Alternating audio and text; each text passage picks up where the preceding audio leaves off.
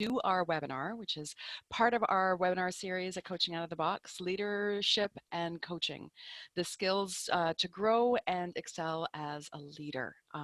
So all of you, welcome. You will notice that I just pressed record. We are recording this session. Not only does it appear on our website, but you also get an email. Anyone who's registered gets an email with the link and the slides and wonderful goodies and gems and wonderful information from us afterwards. You'll also notice that the chat box was enabled. So you have the ability to throw questions or comments as we go through into the chat. We'll be monitoring it for questions, answering as many as we can, wanting to make this as relevant for you as possible.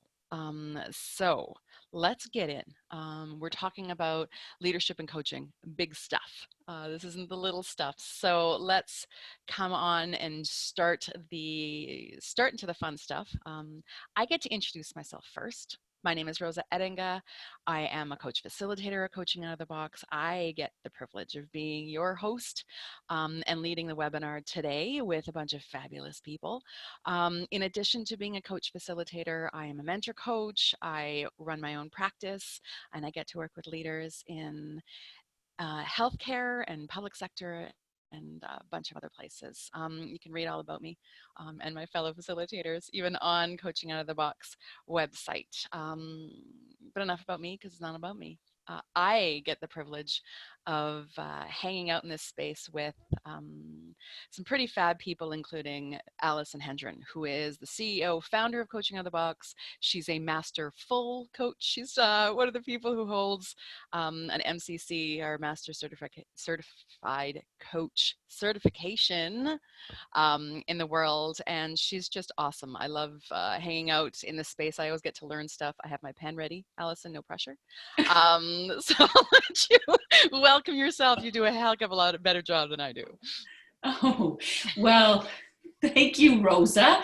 And Rosa, I can't remember if you said it, but Rosa is also one of our fabulous coach facilitators for all our programs and that we deliver virtually. And also when we deliver things on site, she's part of our team, coach facilitator team here at Coaching Out of the Box. And yes, so a little bit about me, and you can actually all read as well, I'm sure. And one of the things that they talk about is passion. And that is why, and I am passionate, from the time I got into coaching, I went, my gosh, everybody needs to learn this. And as I moved through and developed as a coach, and unbeknownst to me, when I got into coaching, I became a coaching educator with the University of Texas at Dallas and Royal Roads University in Canada, supporting the development of fabulous coaches via their various programs and so on. But what I recognized is that I wanted everybody to learn this. I think every single person should know how to coach. They should have these skills in the schools. They should have it everywhere. So what happened was I created Coaching Out of the Box because of that passion, and designed our flagship program, our 555 Coaching Skills Training Program, with a simple model. Because what I was finding is that people were saying to me, I still don't get it. I don't understand. And I wanted to make it easy, because I know if we can make things easier for people, they're going to do it. And fortunately, it's worked. And we now have, well over, it says 18 on the slide, but it's well over 20,000 people in 38 countries who've experienced it. And I'm going to talk a little bit about what's been proven about our model and so on. But that's just a little bit about me. I'm very excited to be here today, as always. And I'll let Rosa carry on. Excellent. Yeah, we're lucky we get Alison for the entire hour, which is fun. The other thing Alison brings is the leadership piece. Not only does she work with leaders and a coach educator, and she runs a business and she leads people. So it's nice to get both of those perspectives as we talk about coaching skills as part of the leadership bag of tricks, tools, whatever you want to call them. I get to if my computer moves. I get to introduce Sandra Mall next, who is the program advisor at Coaching Out of the Box. And I would love for my computer to move. But Sandra, I'm going to get you. Oh, there you are. Yay. Um, Sandra's so knowledgeable about everything about Coaching Out of the Box and our programs and everything. Everything. I ask her a lot of questions and she always answers. Sandra, I'll let you introduce yourself because you do such a good job at it. No worries at all. Hi, all. I'm Sandra Mall. I'm the program advisor here at Coaching Out of the Box. I am very knowledgeable in regards to all of our courses and products and love to chat with you. So if you ever do have any questions, please feel free to send me an email, advisor@coachingoutofthebox.com. I also have my Calendly link on the screen there if you would like to schedule a call at your convenience as well. Excellent. Sandra's also going to be assisting or supporting in checking out the chat. Again, monitoring it so your questions come in so that we can get to them and make this as relevant as possible. So we'll also be introducing a little later on Wendy, who I think is with us. She's coming us by phone, and I see a couple of just phone numbers. So hopefully, Wendy, you're with us. She's going to be part of our coaching demo, which is always the fun part of this, to see coaching in action. And she has been a wonderful, wonderful volunteer today. So Wendy, I thank you in advance, and we'll be meeting Wendy a little bit later in the webinar. So let's dig in. Let's dig into what our objectives are today. And when we're talking about leadership and coaching skills, we want to start by making that distinction, the distinction of the different hats that leaders wear. Mentorship, managing, coaching, what are they? What are the differences? What space do they hold? The impact. Allison talked a little bit about it, and she gets to talk about what the impact to organizations, what we've seen as the impact, what's been measured as the impact to organizations when leaders use these tools. When leaders use that coach approach, these tools, get to talk about that impact. Also want to spend a lot of time in that place of what coaching can do, how coaching lays that foundation for sustainable change in organizations, for, whether it's an individual or a group of individuals and organizations, what sustainable change is, how important it is in our world right now to maintain that, and what coaching does to really kind of underscore the sustainability part of it. And then, like I mentioned before, we're going to have a coaching demo where you get to see coaching in action, get to feel it, and again, see that impact in a short amount of time. So before I move on, you got to know us, you got to know our objectives for today, and we'd like to get to know a little bit about you. So what I'm going to do is I'm going to put a little poll up. Really, it's a short poll. What we're hoping to get, you'll see it on, we're hoping to understand, are you a leader who's currently using a coach approach and experience success with that? Are you a leader who wants to add that to their leadership toolbox, add the coaching skills? Have you experienced coaching? Many people hear about it, hear someone who has, loved the notion of it, may not have experienced it. Are you a credentialed coach? Some of you who are joining us are, who have done this and are looking to, let's look at it from both sides, the leadership and coaching. And the last is, are you going through a coaching training program? So I will leave that poll on for a few more seconds, and then I'm going to publish it. And again, wanting to make this as relevant as possible. So, knowing who's in the room helps us do that. So I'll leave it on for a few more minutes while I think the last person is finishing off quickly. So I'm going to end the poll and publish. Someone's on the chat. Someone says they don't see a poll. I'm thinking that, I don't know if it's just a function. Sandra, I want to just make sure you can see the poll. I can see the poll, and for anybody that might not be able to see the poll, it comes up as a separate window. So you may be able to kind of toggle through your open windows to find it. Okay. I also see that I'm not sure, I'm not able to scroll down on all the questions. Even if you can't, I'm going to end the poll. Even if you haven't been able to put the poll in, feel free to add that to the chat and say, you know what, I'm a coach, I am this, how does this relate or whatever. So I'm going to share the results and just spend a few seconds on them. Are you currently a leader who's using them? Thank you. To anyone who you lead, I am a huge proponent. So you can tell 79% of the respondents said, yeah, I am, and I'm using it, and it's pretty successful. 100% of the respondents saying, how do I do this? How do I get it? You know, how do I add it to my toolbox of leadership? How do I add it to my development? Have you experienced coaching? 86% of you, wow. 29% are credentialed coaches. Great, thanks for joining. Add anything that has been part of your experience. And 14% of you are saying, you know what? I'm part of a coaching training program. Uh, as we talk about, let's go forward. And again, feel free in the chat to bring in how your experience may be the same, be different as what we're going to talk about as leaders. So for some of you who've experienced coaching or have been or are coaches yourselves, this definition may not be different or may not be a stranger to you, probably very familiar with it. We wanted to bring it into this context as that foundation. The International Coaching Federation defines coaching as partnering with clients, customers, colleagues, and employees in a thought-provoking and creative process that inspires them to maximize their professional and personal potential. In the context of leadership, in the context of bringing these skills into a leadership, I want to just point out a few things. One is that big partnering piece. Traditional leadership may not have that partnering piece. This is about collaborating with employees, collaborating with your staff, partnering with them. So again, starts to denote that shift in leadership. The second kind of place is that process place. Coaching is a process.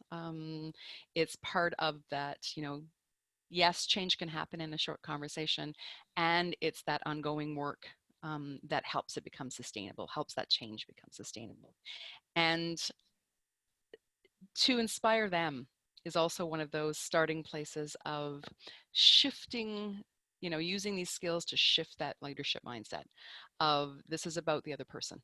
This is about employees. This isn't just about, traditionally we've had leader, I am leader, you are, you know, employee and other words, subordinate, all of those kind of words. This is about flipping that. And we're going to talk a little bit about in the next slide, a little bit about the distinction, and you'll start to see how coaching skills augment some of that. Some of the skills you probably already have that have traditionally been part of leadership toolboxes. You'll notice that I use toolboxes and hats very similarly. I realize that I mix metaphors, but I hope you can forgive me. It's about toolbox and hat.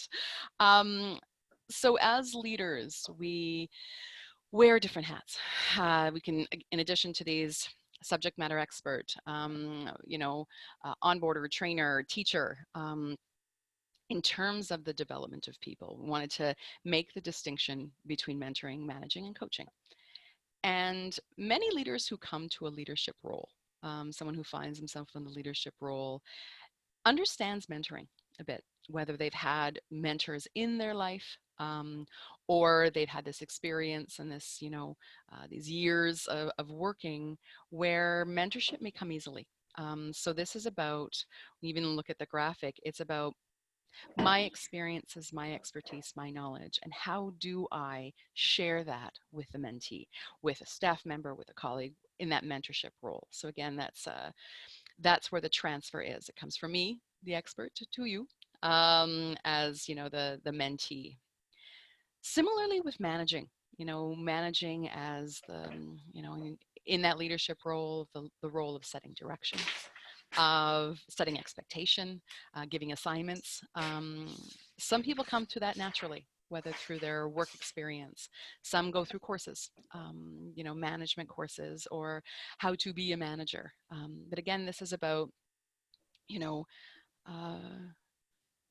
how do, you know, it's about me having some of that knowledge, whether it's process or company or direction or whatever that is, and I'm passing that along to the employee. I kind of see that I may be explaining that differently. Hopefully I haven't. Hopefully I haven't confused that. What I want to point out, and what we want to point out, our intention is this, is how coaching is different. Those coaching skills, while it's about us creating the space as coaches or using a coach approach as leaders and looking at the experience and the ideas that are in the other person.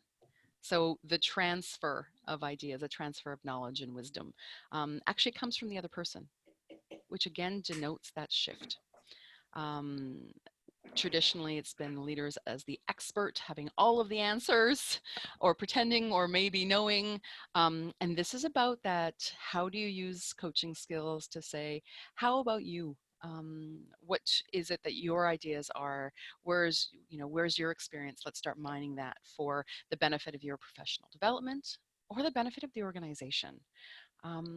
Allison, I want to bring you into it in the event that is there something that I missed or kind of something that you wanted to underscore in terms of the importance of the distinction? Yeah, I think it's, well, good. I think you've explained it well. And remembering that the wisdom and the direction is coming from the coachee in coaching versus the manager, versus the mentor, versus the leader. We don't have that one because it's all part of this. But that's the thing. That's what we want to be doing, is when we're putting our coaching hat on and we're expressing it in that way, we want to really be paying attention that we're doing that with our coaching, with the person that we're being coach-like with. That's another term. We can be coach-like. You're dancing as a leader, as a manager, as a mentor. You're dancing all the time. Excellent. Awesome.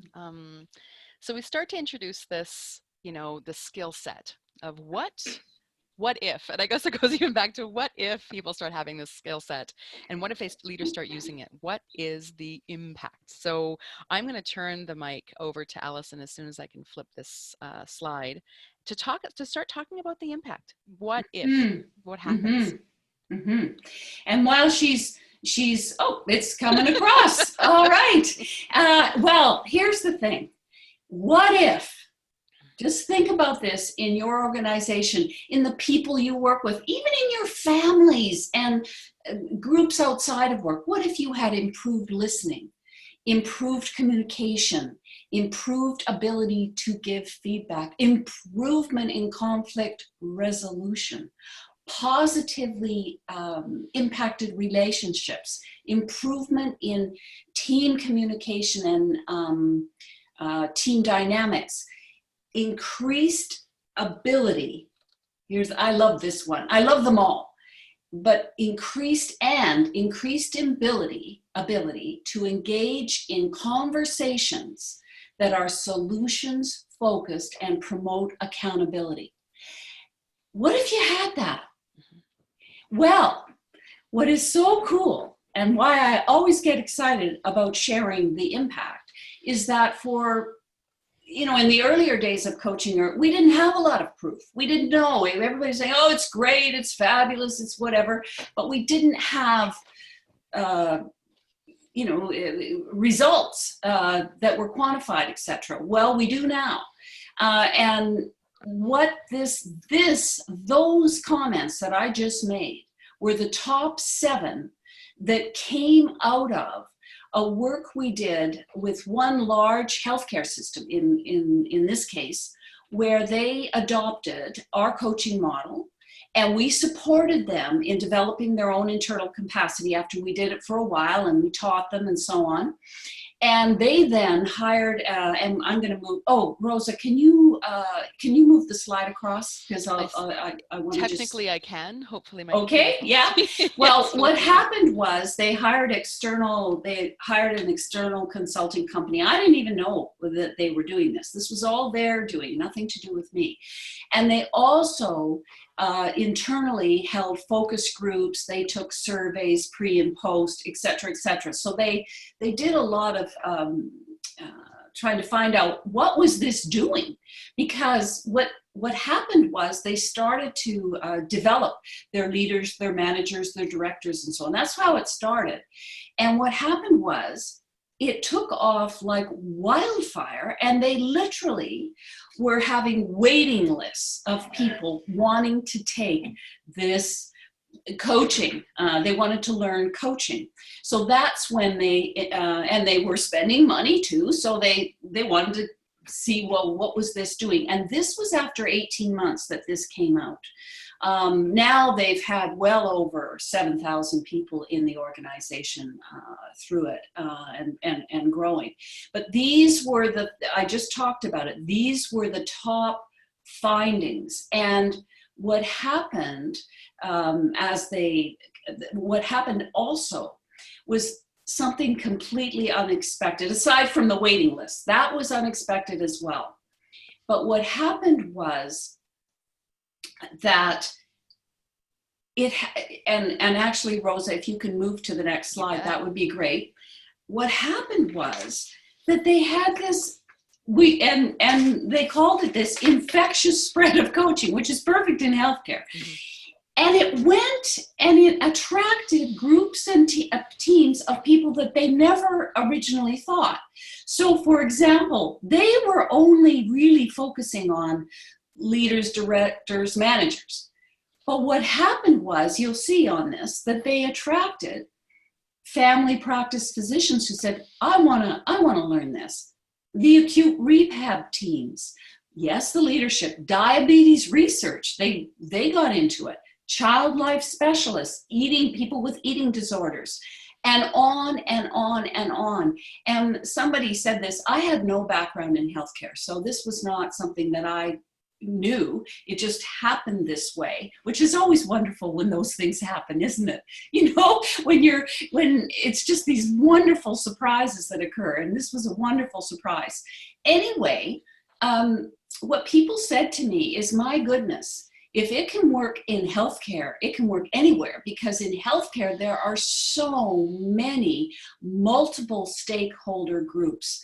And that's what's so neat, because you'll have people from so many different areas of this massive organization. And in this case, this was an organization that employed 150,000 people that we're talking about. So you can imagine how complex, how challenging it can be in something of that size and nature. Anyway, so that is what happened. And their qualitative findings that they came up with, and we ended up being, myself and another person from that organization, ended up presenting those findings to Harvard Medical School Institute of Coaching and McLean Hospital in Boston a while ago.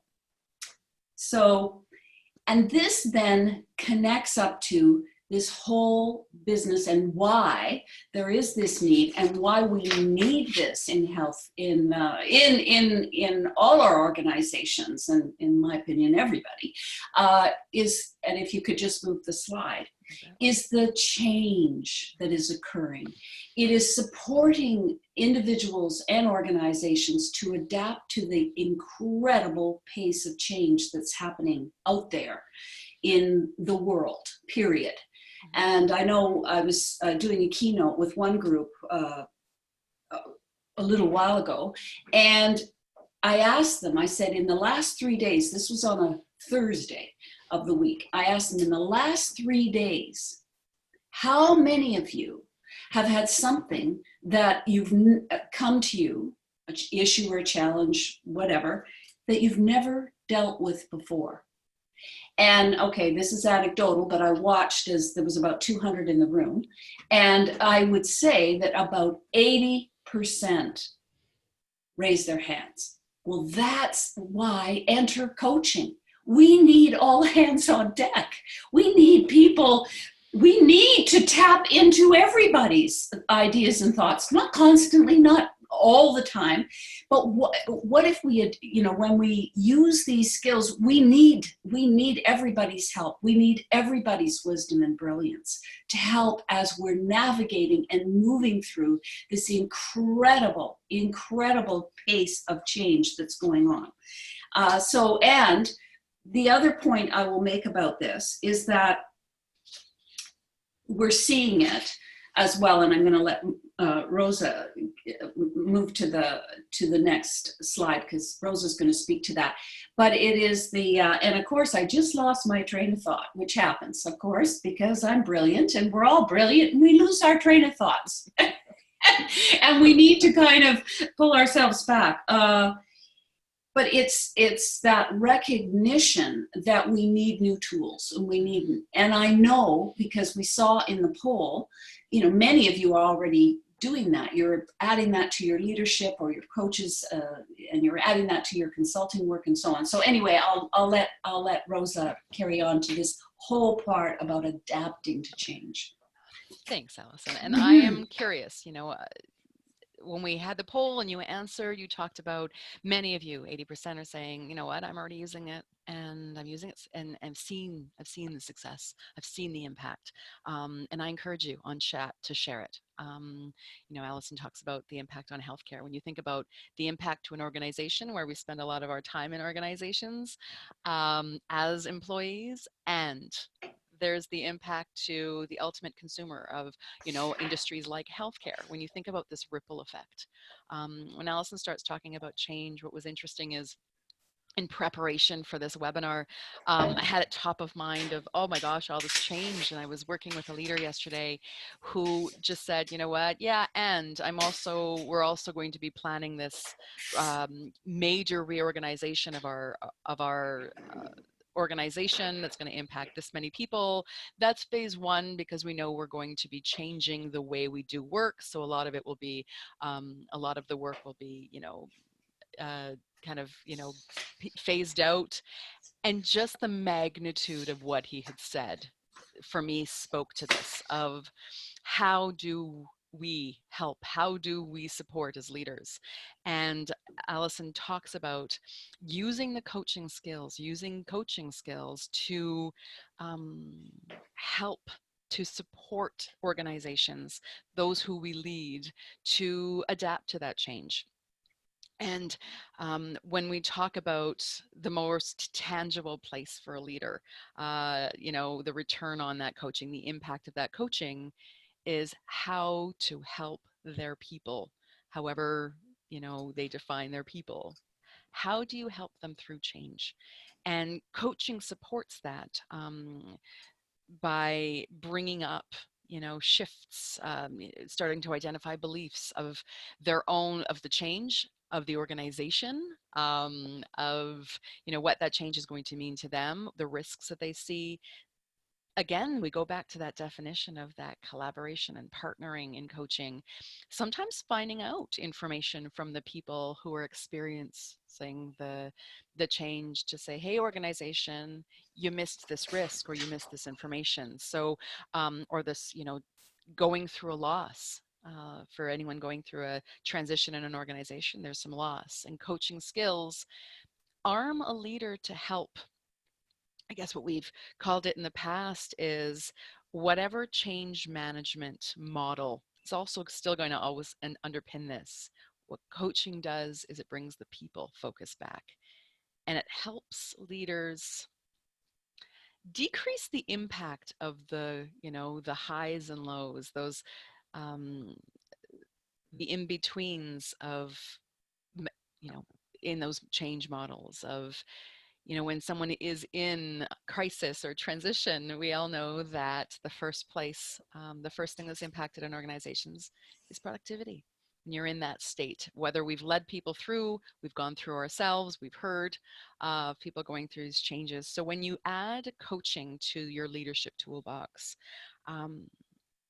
you get to better support people, not only to uncover this, and we'll talk about a little bit about this, to do it faster and easier and quicker, to minimize the impact of change on the bottom line, on the customer, on the employee, on the engagement.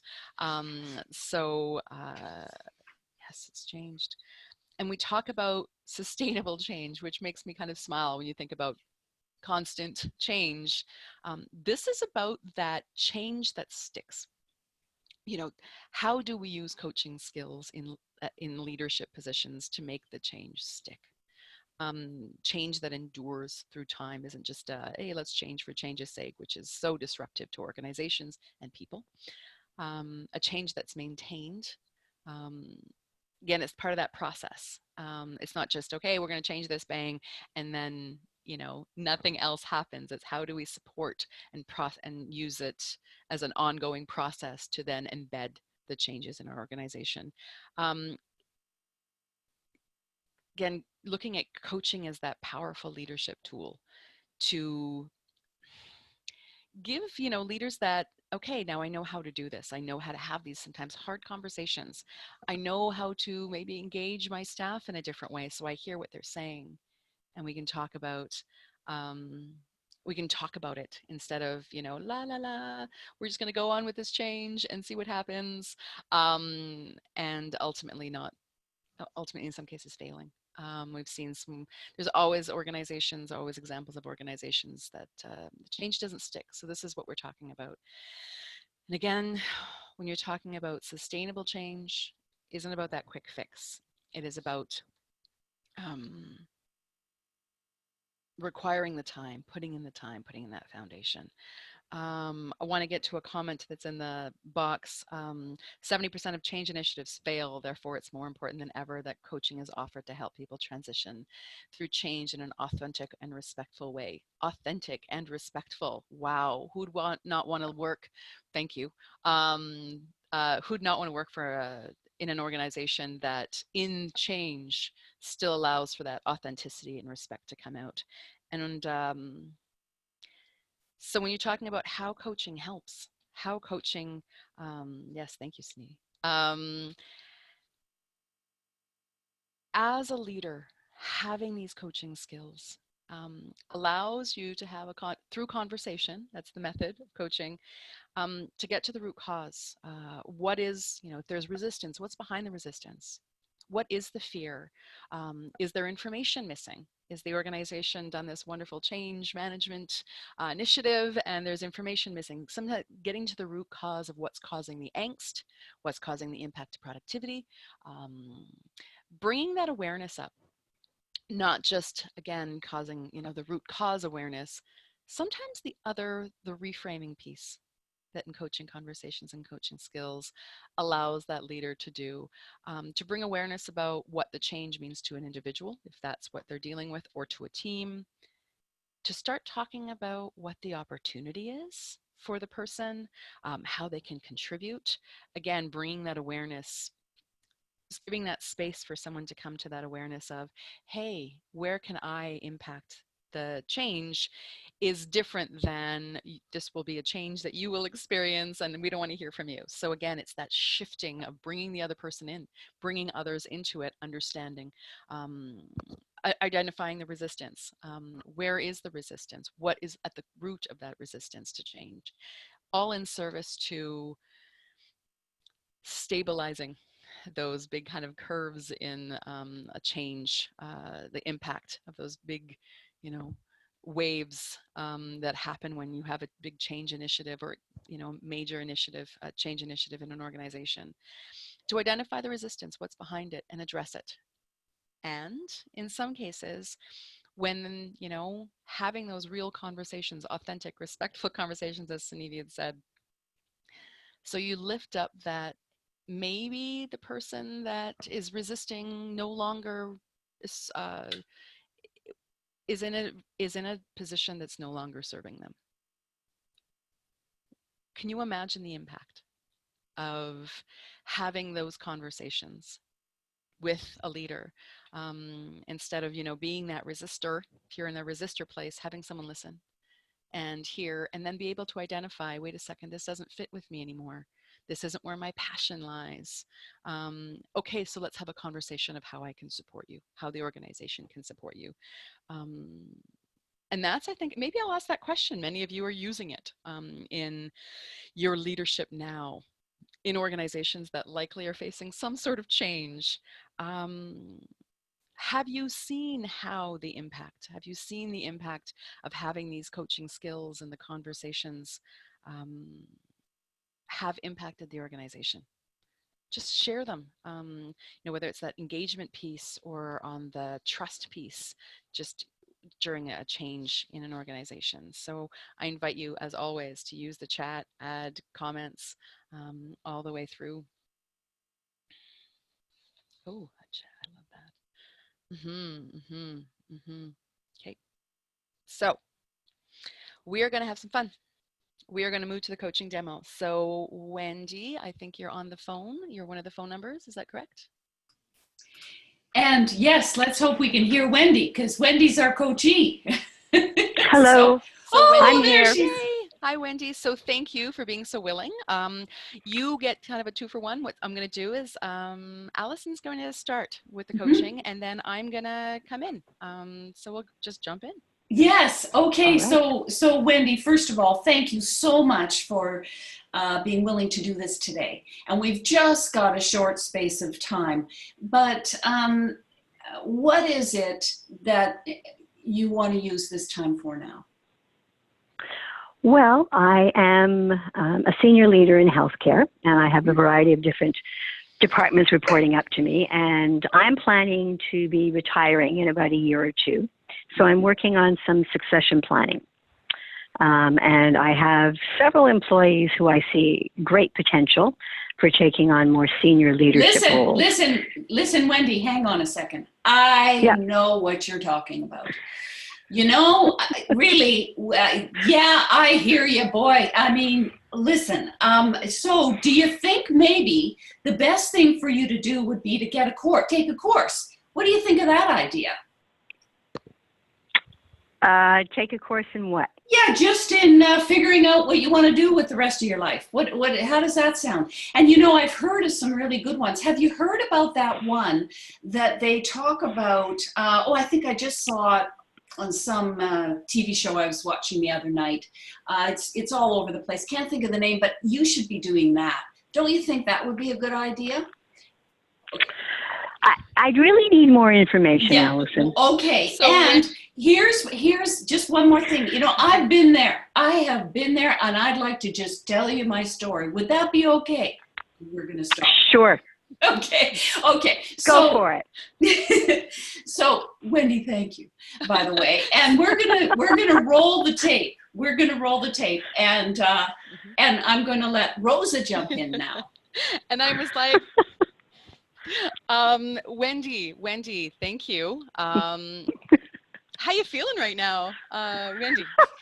Let me just start with that. If that's coaching, I'm really not sure about it. You're like, ding, get me off this bus. Ding. Yes.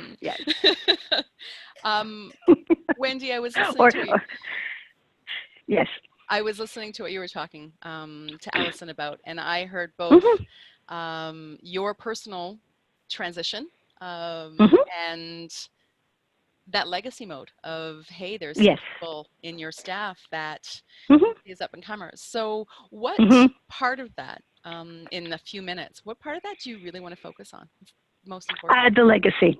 The legacy, okay. The legacy, yes. So I'll ask, what is the legacy you want to leave in the organization? I would like to leave the organization in good shape, in the sense of people being able to take on responsibilities. So there's sort of the organizational piece, and then there is the individual persons. I would really love to see some of the employees that report to me really rise through the ranks, develop their skills, change a little bit about what they're doing. So there's sort of that two pieces of it. So I hear the change current, and then how do how do you support them in that future focus in the organization? Exactly. So which one is that? Oh, I'm sorry, Wendy, go ahead. I interrupted. So what I have been doing, I'd like to focus more on the people part. Okay. And so what I have been doing is asking people if they want to take on more responsibility or, just do some projects and things like that. And some of them are just jumping on the bandwagon and loving it. And then other people are sort of hesitant. And I have been using a coach approach for the past, I think, I took my first course 11 years ago. So I've been coaching them, but there's that fear of change or fear of development. So Wendy, I'm very curious. How does that impact? Because I hear like it weighs. I hear a weight on. How does that weigh on you? Let's kind of put them aside and put them in a box for a second. Come back to them. But how does that weigh on you? I guess I love being in a leadership role, and I kind of want other people to be loving it as well. I get that. And when you see them and you just go, you're so bright, you've got so much energy, you have so much potential. You know, what's holding you back? I'm going to shift that a little bit when you talk about that coach approach and the conversation with them. Have you, to me, it's about having the conversation, and I don't know, in that short time, I'll just say it, about honoring that place that they're in. How do you balance that? Whether it's how do you balance where they are now with this aspiration that you see that their potential? That's my struggle. Sometimes I wonder if I'm putting my desires, for leadership onto them, and they may just not be interested. How does that sit with you? Not very well. Tell me more. Again, I think sometimes am I pushing them too hard? Am I pushing them to want to do what I love to do when they're very content doing what they're doing now, and they don't want to change, and they're happy. So I just want them to be happier. And there's that, of course, especially as a leader, you want them to be happier, and there's the balance of, do you want something more than the person? Just aware of the time. So when do you want? What's one thing that you can do to explore that? I hear you. Is it I'm content, I don't necessarily want to, or is it fear-driven in terms of your staff? What's one thing you can do to to surface some of that? Which box? I think I need to go back and talk to, there's about 2 to 3 of them, and talk to them about where they see themselves, perhaps. And that might bring up I'm very content doing the job I'm doing, or it might bring up, but I'm really interested in going in a different direction. I'm not sure. Now, Wendy, I know that was really short. It was really compact, and I'm wondering if you can talk a little bit about, just wanted to kind of do a little, really quick debrief. What was it that in our exchange potentially worked for you? Well, I love the questions you asked. And I know at one point I was kind of going, I don't know if I want to go there. And you said, tell me more. And that was really helpful because it kind of pulled out another conversation that maybe if you had just left it and asked me a different question, would not have gotten fully discussed. So in contrast, what was it about Allison's, approach that may not have worked as well? Alice, I just didn't feel the love with Allison. Allison, you've coached me before. The abrupt, I know where you've been, here's the answer. There was no discussion. I think if I was going to categorize that, I maybe spoke for 20% of it and Allison spoke for 80, which is not quite the way coaching is. It's not, but you do highlight something in the traditional. Again, it's one of those managing places of that. Allison's approach was very in line with me having the answers, me having the wisdom. I'm going to tell you, hey, Wendy, you need to take a course. Hey, have you thought of this? Hey, if you've done this, in support of you And this is about turning that and looking at some of these, when you talk about these coaching skills, is bringing those coaching skills into the conversation, whether it's the questioning, um, you know, these are the coaching skills. When Allison talked about the simplicity that she wanted to create in terms of the coaching program, our flagship 555, it's here's 5 skills. Here are 5 foundational coaching skills that, Wendy kind of alluded to of, are you listening? Are you doing all the talking? Are you listening? Asking those questions, encouraging whether the person or encouraging them to share or be aware. Um, that action planning is a big one in terms of the shifting of using coaching skills from traditional managing skills, where the action planning in management in that line is I am action planning for you.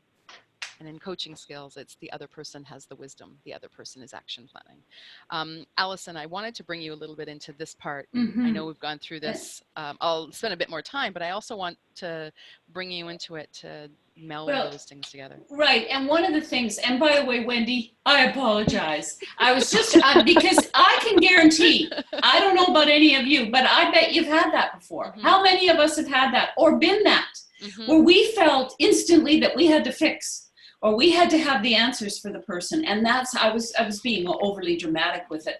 And it's a shift. It's a shift that's made. And I really wanted to emphasize a bit today, the questioning piece, because what I was doing is do you, have you, kinds of questions, telling kinds of questions. What Rosa was doing was asking a lot of what questions, open questions. So for any of you who are new to this, pay attention to when you're in a situation where you're maybe coaching someone, or you're having a conversation even with a colleague or a family member or whatever, and just inside of you, flip to what? If you just even went, instead of bursting up, just what? And make it as short as possible so that you're tapping into the other person. Questioning is a huge, huge, potent, powerful skill in coaching, and we're just briefly touching on it. And Rosa did it a lot in this. She said, what is the legacy you want to leave in the organization? How does that weigh on you? She's being curious. She's asking Wendy about that. How does that sit with you? Tell me more. That was a good one. It's not really, it is questioning in my mind. It's tell me more, with a question mark, because you're wanting to really get her to work that through. And the other thing, because sometimes it can seem so massively complex and we've only got a short time. We've done coaching in 5 minutes. 5 minutes. It's amazing. I always call it the 5, 5, 5, and 5. Anyway, but Rosa did something. It's always about that forward movement and mobilizing someone to take action. So this one question towards the end that Rosa asked was, what's one thing? One thing. We don't have to turn it into you got to fix it all today or figure it out all today. What's one thing you could do? Very simple question. And it's also demonstrating to Wendy that she believes it's possible that Wendy can come up with something. And that she actually thinks Wendy will probably come up with something far smarter, better, easier, whatever, than Rosa may have, or me, Miss Teller. I was the teller at the beginning of the coaching demo. And I'm just wondering, what, if anything else, people are, what did you notice? What did you see? What did you learn? What did you learn as a result of this short little demo that we had? Anybody? I'm looking at the chat.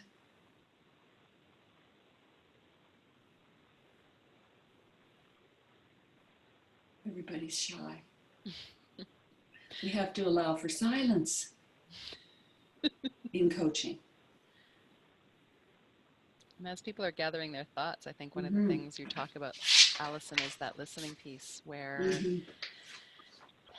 many of us are trained in leadership positions and management positions before, again, gaining these, is you listen just enough to be able to figure out what the person's asking and move on to their solution.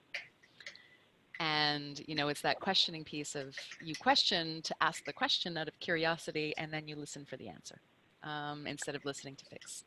So again, when we talk about, you know, how you have seen this in organizations, and I'm curious, I'll ask another question in a different way. What would the impact be if leaders in organizations that you worked in used one or two of these skills better? What would the impact be to you if you took and used one of these or two of these better in your leadership, whatever you call leadership in your organization or leadership in life? Curious, what would you see? If anyone wants to share. And while we're waiting for that, or watching that, Wendy, I also really want to thank you and acknowledge you for being willing to jump in today and share something that's very important to you, because this is real. These are not, Wendy didn't bring up some pretend thing. Always when we do our coaching demos, they're always real. So thank you so much, Wendy, for being willing to do that. You're welcome. Great. Conversation in the chat, Sunevi says, better one-on-one conversations, better questions, the ability to put difficult topics on the table for discussion. And that is important. Can you imagine the impact of having better conversations, realer conversations, more respectful conversations to bring to surface things that may be underlying, that come out in behaviors, that come out in different ways in the organization. Want to focus a little bit, I'm just looking at time, want to focus a little bit on, so what next? Allison, if you want to talk a little bit about that. And again, people can still put things in the chat. Yes, because I'm also curious as to, you know, any questions that you're having as a result of this, because this topic is about leadership and coaching, and we're really wanting to support you in bringing that to the organizations that you work with or work for or consult with. And that is so important. And I see a comment from Cicely too. There's the possibility of a safer environment. Cicely, thank you. If leaders would have more conversations with frontline employees, you know, that's right. Listening. I remember coming into this one organization, I was walking with the CEO. He and I were walking, and he was just taking me around and showing me parts of, you know, different offices and so on and so forth. And he was so curious.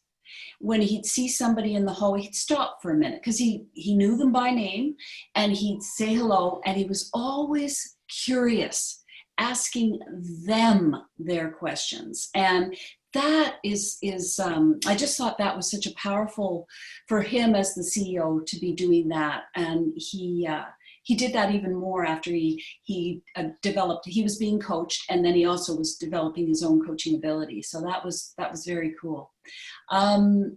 Anyway, so we have, what is next? We have programs, obviously, that are available for any of you who are, if you're experienced coaches, take our Train the Trainer and take our program in, our 555. It's proven. There's results that have been presented and so on. That might be a great spot for you. For some of you, it may be you want to develop yourself as a coach, add it to your resume, or you might want to add it to your consulting work or start your own consulting business. We have that too. We have all of those pieces. And we also have the 555 itself starting on November 19th. So have a look at that. And we will be sending out that information as well, so that you have that available on the package. And also, we will be providing you with a link that will where you can download our leadership and coaching guide, and you can use that as another tool. And I'm wondering at this point, as well is and I have a slide where we can Rosa, if you could just move it across. and it's a bit of an advertisement for ourselves, but why us?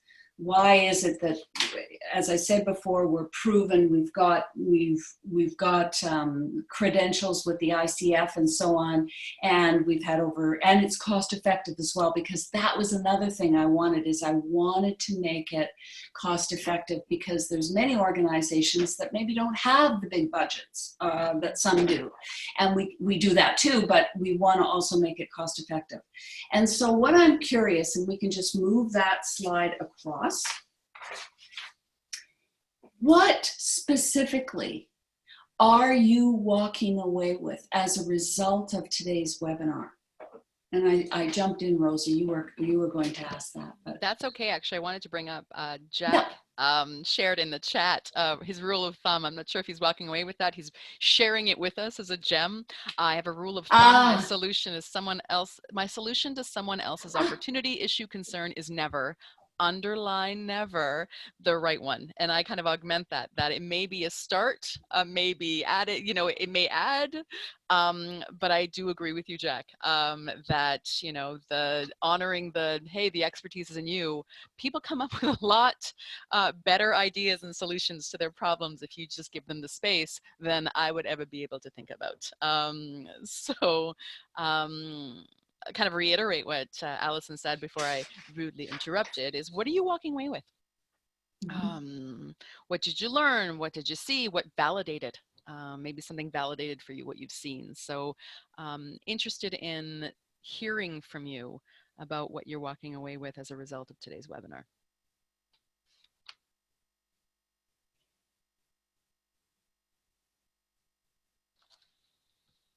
And while we're waiting for that, I'm curious. How if you would like to see on a webinar, these are 1 hour webinars, more coaching demos, and I'm sort of, that's a leading question. But what is it that you came today? What is it you would like to see more of on these webinars? That would also be really helpful. Coaching demos, yeah, and that was a short one. We could have done it a little bit longer, and it's to give a taste. Yes, okay. Anything else?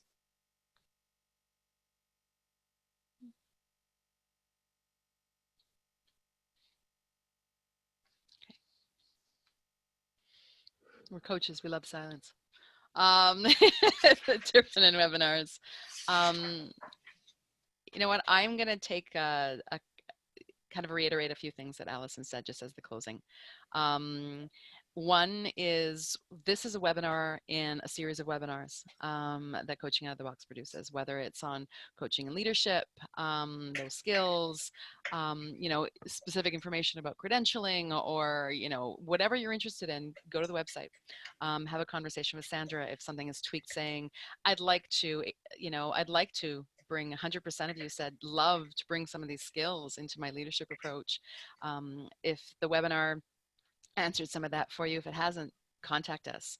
Leaders need to know, Cicely is saying, leaders need to know how and when to coach. Listening to employees can be effective because they have some great ideas to improve organizations. Thanks for this session. Thank you for the participation, and completely agree.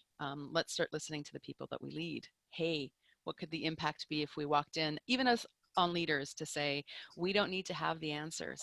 Other people have them. Let's get people together and have those different conversations. What could be possible if we do that? Again, if you have any conversation, if you think about something or you wanted to contact us, please do. And go to the website. There's a bunch of resources. I actually go, and I'm a facilitator and I see it. I'm like, I go all the time and get some of the white papers or see some of the webinars if I want to get some information. I also conflict resolution between employees, engaging employees in change. Right. And Lisa, you've nailed it on the head, because that's one of the ones that was so delightful for us to see, was improvement in conflict resolution, because they're using a coach approach. That all by itself. In fact, one person, we worked with a fellow, he was learning our model. He went and had a team meeting afterwards. he came back the next day and he told us that just by using the skills that he was learning from the earlier part of the day, the conflict that the entire team was having was resolved, and it was, it moved forward from there because of those skills. And that's, that's huge. So Lisa, thank you for mentioning that and engaging employees in change. This is what coaching can really support. So thanks for that mention. And I think, Allison, it kind of wraps everything up of what if, when you're talking about what if conflict resolution wasn't so scary, what if the impact wasn't left so long, what if people weren't in crisis because they were in change, what if coaching skills were in everybody's toolbox as a leader, whatever they define that leadership as. And again, that underscores what Coaching Out of the Box is trying to do, the vision of that they will, and our mission is to see that they do. So gratitude always for joining us, for sharing, for your questions, and to those who have come. Wendy, again, a thank you for playing along with us, and wish you the best with the conversations. And we're at the top of the hour, so we're going to bid you adieu, and good luck as you use these skills, learn these skills, and impact organizations. Thanks, everybody. Bye. Thanks for your participation. Thanks, Wendy. Thanks, Rosa. Thanks, Sandra. All right. Go out and ask some open-ended questions. I love that. That's awesome. Bye, everybody. All right. Bye.